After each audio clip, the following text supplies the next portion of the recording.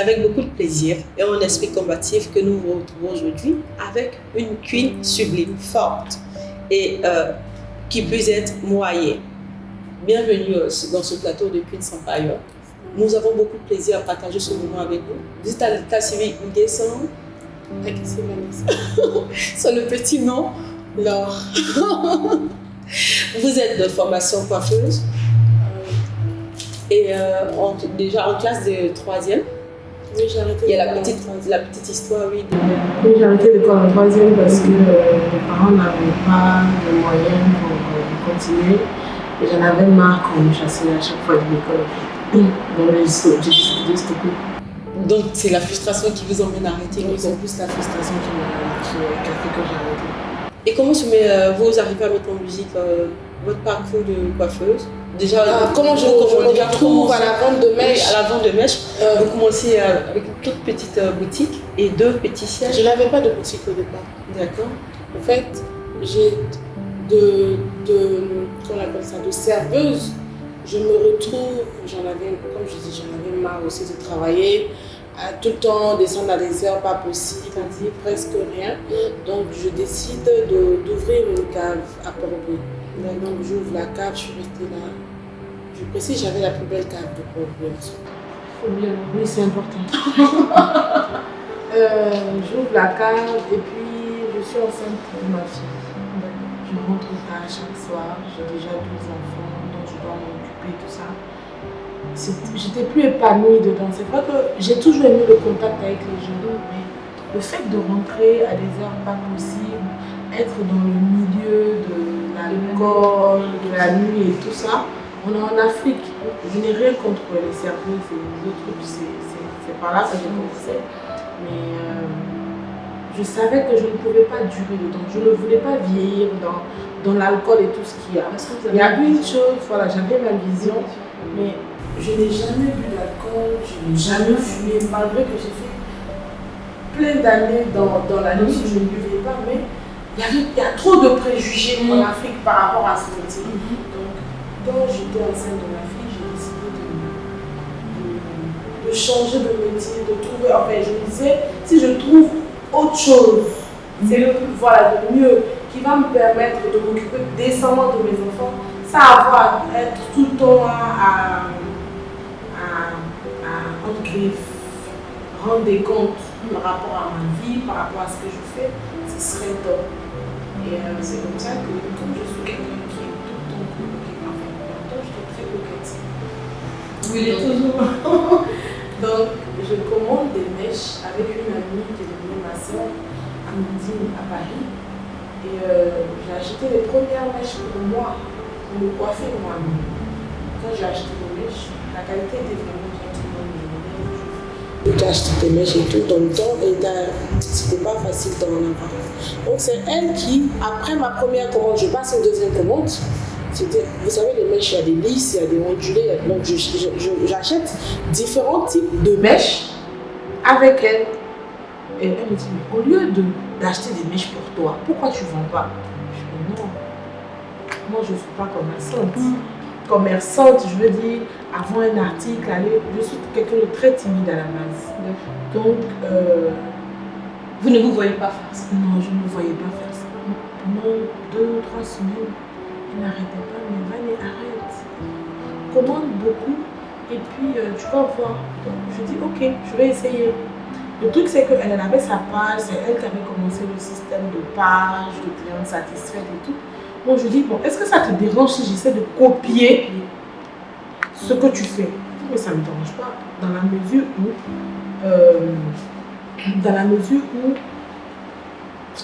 tu es en Côte d'Ivoire, moi je suis en France. Et chacun a son activité. Vraiment, elle était vraiment bien, elle était vraiment ouverte d'esprit.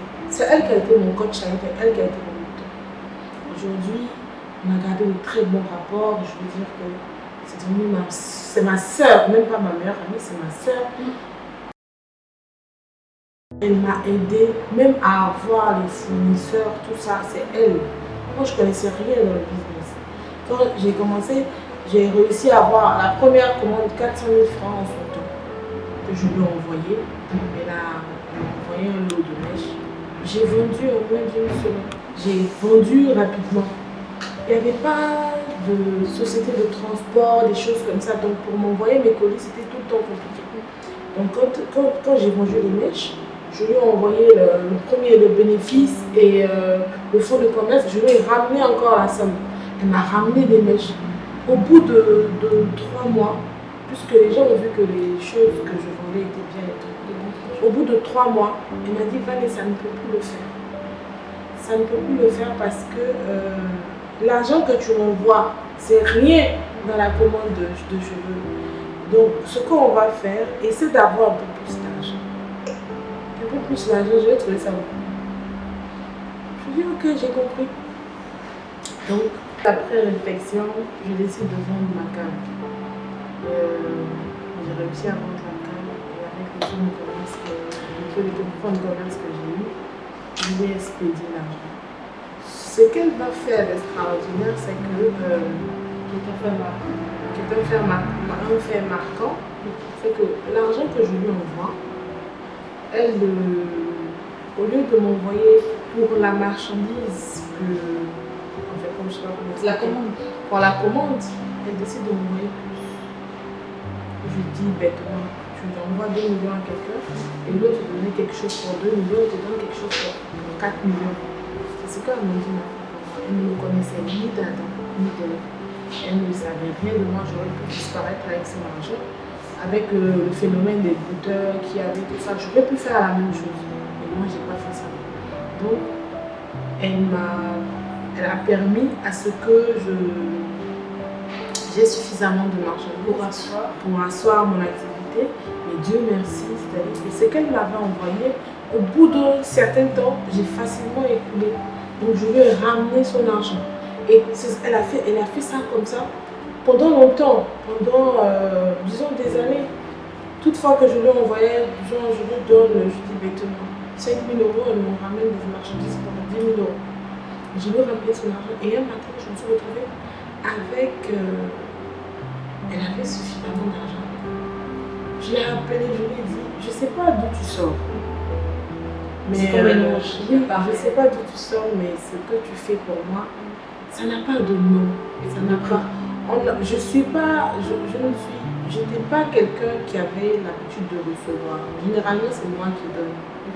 Mais voir quelqu'un que tu ne connais ni d'Adam ni d'Ève, qui vient, qui te donne, sans même chercher à comprendre, qui t'aide, vraiment, même jusqu'à aujourd'hui, toute fois que je parle avec elle, je me dis, si je suis ce que je suis aujourd'hui, c'est grâce à toi. Et pour moi, la reconnaissance, elle est divine, elle est éternelle. Pour moi, la reconnaissance est super importante. C'est vrai qu'elle aussi, au niveau de la France, c'est le leader dans la vente de cheveux. C'est le leader de la vente de cheveux. Mon entreprise est, je peux dire, le copier-coller. Tout ce qu'il y a de bon qu'elle fait en France, elle m'aide dans beaucoup de choses. Mais jusqu'à aujourd'hui, je me dis ça. Comme quoi, une queen victime, une autre queen de sa condition, on va dire précaire. En français, nous, on dit c'est l'homme qui fait l'homme. Ça, quoi qu'on dise, c'est une loi qui ne change pas. Généralement, ce qui se passe, c'est que ce que je constate, c'est que souvent, quand on a des gens qui nous aident, le retour n'est pas forcément le bon. Ça, c'est pas bon. Il faut toujours être reconnaissant. Même si la personne, moi je ne dis pas qu'Amandine est la dame la plus parfaite du monde. Elle a ses défauts, elle a ses qualités. Et moi, ça ne m'intéresse pas ses défauts. Le bien qu'elle m'a fait, c'est ça qui m'intéresse, c'est ça que je regarde jusqu'à aujourd'hui. Et on est toujours de bon terme. Vous êtes aujourd'hui leader aussi, on va dire, en Côte d'Ivoire. Oui. Et comment vous. Quelles sont les réalités, vous, dans votre parcours d'entrepreneur? Parce que beaucoup de femmes entrepreneurs rencontrent. On ne raconte pas très souvent, mais dans le milieu de l'entrepreneuriat féminin, beaucoup de frustration, beaucoup de bavures, des refus de banque. Avez-vous été confronté à de tels rejets, des refus de des banque? refus? Je vous explique comment moi je vais fonctionner. Comment j'ai fonctionné. J'ai jamais pris de crédit à la banque. Pourquoi? J'ai pour modèle ma mère. mais pour une raison mais vraiment à l'envers. Ma maman était une très grande commerçante. Je pense que j'ai... C'est la fibre. Voilà. Ma mère était une très grande commerçante. À un moment aujourd'hui, elle aurait fait les choses dans le bon ordre. Elle aurait été... la connaissance super intelligente là. Elle aurait été un peu Une marque et une référence. Voilà, une marque et une référence. Je pense que... Moi, je suis très croyante et très chrétienne. Je me dis que quand il arrive quelque chose, il faut forcément continuer un enseignement. Voilà, un enseignement de cela. Ce qui s'est passé avec ma mère, j'ai juré que je ne ferai jamais dans mon activité. C'est pour ça que je marche en fonction, à mon rythme. Comme on dit, c'est très Je ne suis en concurrence avec personne. Oui. Les autres sont peut-être en concurrence avec moi. Oui. Ça, moi, j'ai pas de problème avec ça. Mais moi, je marche à mon rythme. Je ne ferai jamais les mêmes erreurs que ma mère. Je ne dis pas que prendre des crédits à la banque, c'est mauvais. Je ne maîtrise même pas le système. Je ne sais même pas comment ça se passe. Je n'ai jamais je n'ai jamais demandé même comment ça marche, tellement ça ne m'intéresse pas. J'ai 50 francs. Je garde 25. Je bouffe 25. Si mes 25 là, ça me permet d'acheter des chaussures, j'achète ma chaussure. Si je ne peux pas acheter, j'attends. Quand ça va atteindre le montant, je le fais. C'est comme ça que j'ai toujours marché. Vous qui êtes une aînée, dans votre parcours, quand vous faites une rétrospection et cette jeunesse aujourd'hui africaine, je vais parler de la jeune femme, parce que nous sommes dans une émission d'entrepreneuriat féminin, bien sûr. Quel conseil avez-vous donné à des jeunes femmes et, face à beaucoup de défis et puis de phénomènes qui ternissent l'image de la jeune femme africaine, des phénomènes de busy et autres? Et en plus, vous êtes très croyante. Je pense que votre foi aussi a joué dans ce parcours atypique. Énormément. Vous n'êtes pas forcément là vous compromettre. J'ai eu beaucoup de chance, j'ai eu beaucoup de grâce. Je veux dire que la main de Dieu, la grâce de Dieu est sur ma vie. Ça, je suis consciente de ça. Pourquoi je le dis? Vous pouvez commencer à vendre des mèches de main, mais ça peut marcher, comme ne pas marcher. Mais ce n'est pas sûr que vous ayez le même succès que moi. Il y a des choses que moi-même je n'arrive pas à comprendre. Si ce n'est la main de Dieu, je ne sais pas comment qualifier cela. Voilà, je ne peux l'expliquer. Mais j'ai eu beaucoup de chance. Je ne dis pas que je n'ai pas eu de difficultés. J'ai eu des difficultés, mais j'ai su les surmonter. Par rapport à ce que vous êtes en train de dire, par rapport à mes jeunes sœurs, moi tout ce que je peux dire à mes sœurs, c'est que tout ce qui se passe sur les réseaux sociaux, ce n'est pas la vie. Ce n'est pas la réalité. On a des faux repères. La société a démissionné. L'État a démissionné. Les parents ont démissionné. Mais vous voulez que qui éduque vos enfants à votre place? À mon temps, c'est tout le quartier qui éduque un enfant. Je ne peux pas les juger. Chacune a sa motivation. Mais comme je vous ai dit, moi j'étais dans le milieu de la nuit. Un matin, j'ai dit, je ne veux plus de cette vie. Et j'ai décidé de sortir de là. Et je suis sortie de là. Il y en a à qui tu vas dire, quand je suis sortie de là, il y a eu beaucoup de tentations, il y a eu beaucoup de choses après. J'ai décidé de ne plus être dans la nuit. Je suis restée ferme sur ma décision. Rien n'a réussi à me changer. Aujourd'hui, les parents, c'est les nounous qui éduquent leurs enfants. Le gouvernement ou la société aujourd'hui, ils font la publicité des choses qui sont inutiles. Qu'est-ce que vous voulez? En dessous de la ceinture. En dessous de la ceinture. Les repères. Aujourd'hui, tout ce qu'on va trouver, pour eux, une femme qui est belle, c'est une femme qui est botoxée, qui est refaite de partout, qui a que des sacs de créateurs. C'est pas ça en fait. Aujourd'hui, l'émission Queen's Empire, elle fait la publicité des femmes battantes. Normalement, même ça devait même pas, je ne sais pas comment expliquer, mais ça devait même pas être un sujet, un truc extraordinaire, parce que ça devait être naturel.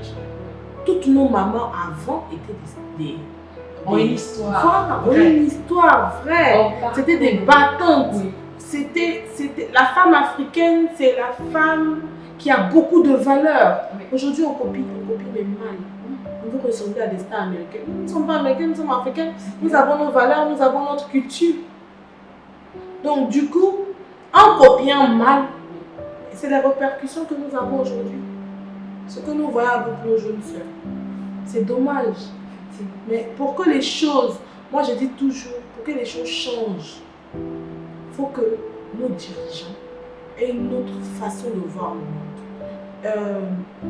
Il faut rééduquer, c'est-à-dire nos enfants du bas âge. Nous, c'est plus possible, je me dis, on est déjà formatés. Mais les enfants de 2 ans, 3 ans, leur apprendre la politesse, leur donner de nouvelles valeurs. Ça va faire que la génération qui va venir aura de bonnes racines. C'est comme des semences. Si vous semez dans une terre où il y a plein de pierres, vous attendez à quoi? À recevoir de jolis fruits? C'est pas possible. Et si vous semez dans une bonne terre, avec tout ce qu'il y a, de l'eau, le soleil, mais vous aurez une belle plante qui va grandir, qui va pousser comme il se doit. C'est la même chose aujourd'hui avec nos enfants. On n'a pas su faire les choses, il faut qu'on le dise. Aujourd'hui, on ne peut même plus gronder un enfant. Le fils de ton voisin fait quelque chose, tu le grondes, tu as des problèmes. Le voisin même va venir te faire des palabres parce que tu as grondé son enfant. Avant, ce n'était pas comme ça. C'est tout le quartier qui éduque un enfant. Tu vois une jeune fille qui a porté un truc au-dessous des fesses. Tu sors de la maison, mais la tante même va te la frapper avant même que sa maman n'arrive. Mais aujourd'hui, est-ce que tu peux faire ça? On te dit, je ne suis pas contre les droits des enfants, mais on est dans la bulle dans tout ici. Queen Wally, quel est le mot de fin? Le mot de fin. Je voudrais dire à mes jeunes sœurs qui me regardent aujourd'hui que même si elles sont désespérées, j'ai été désespérée il y a 10 ans, ou plus que ça, de ne jamais baisser les bras parce que rien ne se fait facilement. Il faut beaucoup de courage, beaucoup de prière, beaucoup de patience pour arriver à quelque chose. Même quand on est enfant, on ne marche pas automatiquement. On apprend à s'asseoir, on apprend à faire 4 pattes, on apprend à marcher. La vie, c'est ça. Faire les choses étape par étape. Ne jamais être en concurrence avec les autres, mais être en concurrence avec soi-même. Ça, c'est très important. C'est sur cette note que nous allons vous dire à très très bientôt.